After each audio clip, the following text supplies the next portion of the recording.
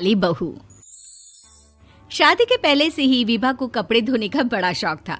कभी नल के नीचे तो कभी तालाब के पास। अरे मेरी नीली वाली लुंगी नहीं दिख रही है। विभा की अम्मा, कहाँ रखी है लुंगी? अरे वो तो विभा ने परसों ही धोकर रखी थी आपकी अलमारी में, देखो वहीं होगी।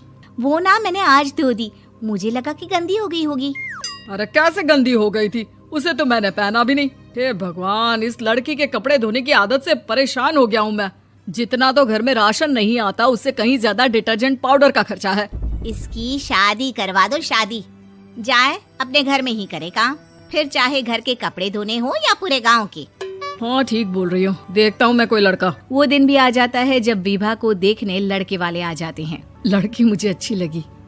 होने वाली सास कहती है, बेटी अगर कुछ पूछना है तो पूछ लो। वैसे तो हमारी लड़की बहुत ही शर्मीली है, जो बोल दो वो मान लेती है, इसे क्या पूछना होगा। अरे कैसी बात कर रही हो माँ, मुझे इन लोगों के घर रहना है, सवाल तो कई है। हाँ हाँ बेटा, पूछ लो ना, क्या पूछना है। आप लोगों के घर कपड़े कौन धोता है? सास का मुंह बन जाता है।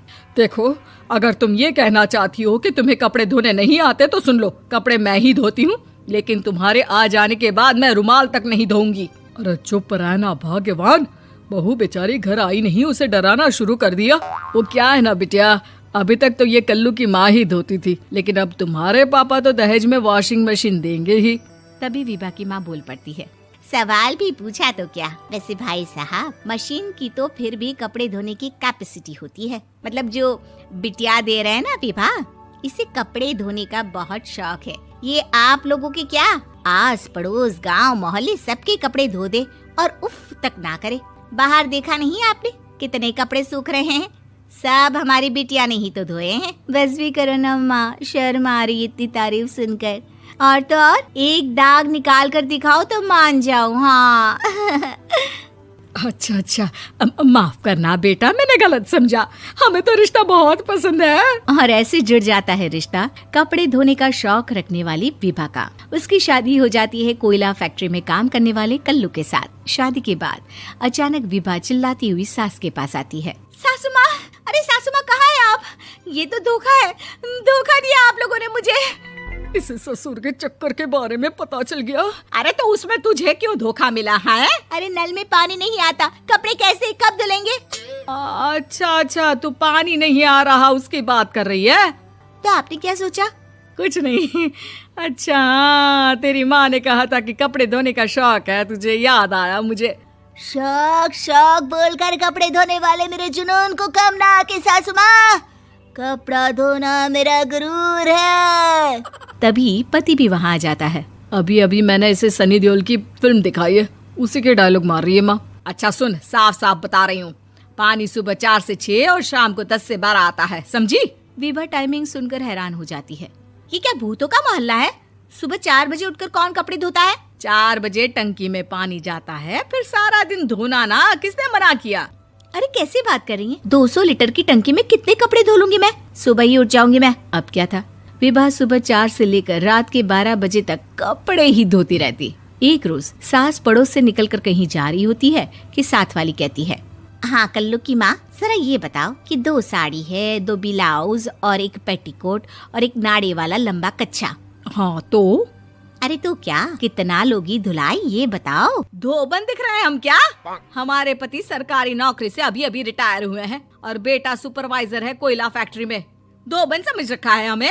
हाय रे कल्लू की अम्मा, माफ कर दो, वो तो मोहल्ले में यही सब बता रहे थे कि तुमने बहू को कपड़ा धुलवाने के काम में लगा दिया है। सास को पड़ोसन की बात सुनकर गुस्सा आ जाता है। वो घर पहुंचती है जहां घर के बाहर ही इतने सारे कपड़े सूख रहे होते हैं जितने कि किसी धोबन के घर पर। अरे ओ कल्लू की दुल्हन, बाहर निकल।